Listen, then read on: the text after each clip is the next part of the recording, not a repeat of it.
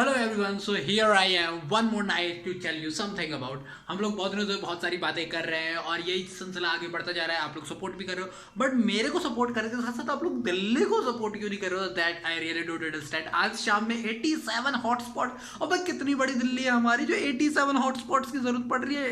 कितनी बड़ी परेशानी आती जा रही है ये। हम लोगों को देखो इसके बारे में तो खुद ही समझना पड़ेगा और हमें खुद ही देखना पड़ेगा कि हमारे लिए क्या जरूरी है। सो वेल, इन बातों को लेते हैं और इन बातों को ध्यान में रखते हैं। आई होप आप लोग भी पालन करेंगे और इन चीज़ों का ध्यान रखेंगे, और ये चीज़ें ज़रूरी भी है ध्यान रखना, क्योंकि अगर आप लोग ध्यान नहीं रखेंगे तो नुकसान किसका है? हमारा ही है भाई, और किसी का नहीं है। खैर, आज जिस चीज़ की बात करने वाला हूँ वो बात करने से पहले मैं आपको कुछ पढ़ के सुनाने वाला हूँ। सो कोई लेट्स गो फॉर इट। तो चलो स्टार्ट करते हैं। क्या मैं पढ़ के सुनाने वाला हूँ? चश्मा इसीलिए लगाया है, थोड़ा लगना चाहिए कि पढ़ने वाला भी है ना। सही बात है। तो चलो मैं पढ़ के बताता हूँ आप लोगों को, थोड़ा ध्यान से सुनना। The thing is, I would have English as an associate additional language which can be used not because of facilities but because I do not wish the people of non-Hindi areas to feel that certain doors of advance are closed to them.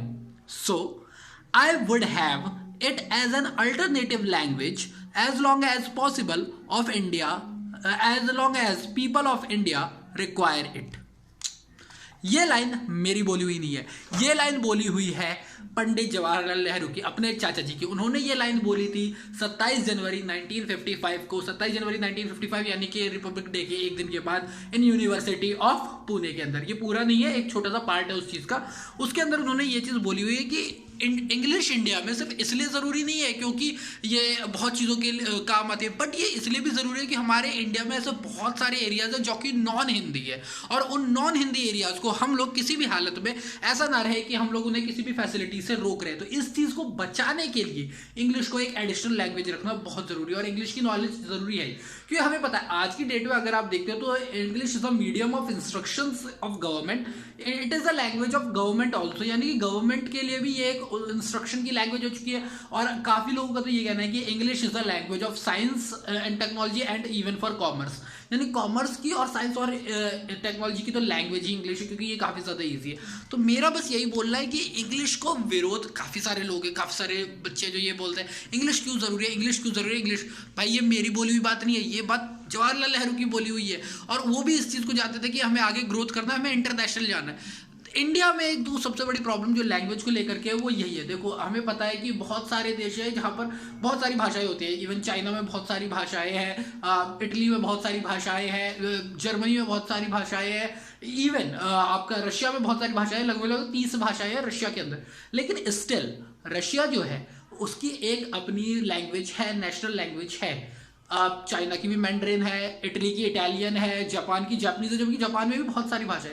हमारे यहाँ भी official तौर पर तो 22 भाषाएं हैं, but still हमारे पास अपनी कोई नेशनल लैंग्वेज नहीं है। इसका सिर्फ एक ही रीज़न है कि हम लोग जो है वो प्रेफरेंस नहीं दे पा रहे। खैर, नहीं है नेशनल लैंग्वेज, कोई बात नहीं, वो कोई बड़ी प्रॉब्लम नहीं है, हम लोग उसके साथ भी वर्क करें। बट इंग्लिश का फिलहाल आप लोग विरोध करने से अच्छा यही सोचो कि भैया इससे आप इंटरनेशनली कंबाइन हो सकते हो। बहुत सारे लोग बोलते हैं कि जब हम रशिया जाते हैं वो लोग तो रशियन में बात करते हैं। करेक्ट है, जब आप लोग रशिया में जाते हो तो वो लोग रशियन में बात करना चाहते हैं, बट जब वो लोग इंडिया में आते हैं तब वो रशियन में बात नहीं करते, ना वो हिंदी में बात कर सकते। तब उनके पास एक ही ऑप्शन बचता है इंग्लैंड, या आप जब यूएन में जाते हो तब भी, है ना। खैर यूएन में तो सब अपने अपने लैंग्वेज बोल सकते हैं, ट्रांसलेटर भी होते हैं, बट स्टिल जो इंटरनेशनल लैंग्वेज के तौर पर अगर इसको दी गई है पहचान तो कुछ तो वैल्यू होगी। तो मेरे को बस यही बोलना है कि आप लोग भी अपनी चीज़ों पे ध्यान दीजिए, लिसनिंग पे ध्यान दीजिए, स्पीकिंग पे ध्यान दीजिए, LSRW इन चारों पे वर्क कीजिए, क्योंकि ये चीज़ें ज़रूरी है।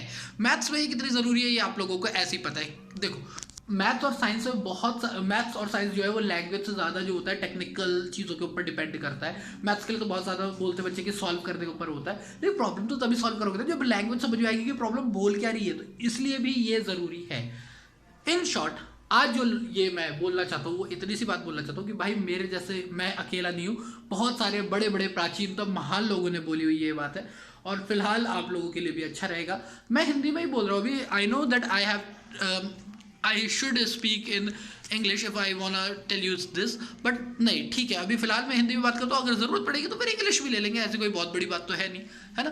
सो आप लोग भी वर्क कीजिए, मैं भी वर्क करता हूँ, साथ में मिलकर रहते हैं। सेफ रहिए, घर में रहिए एंड सीखते रहिए। बहुत अच्छा टाइम है ये तो सीखने का भी, सीखते रहिए।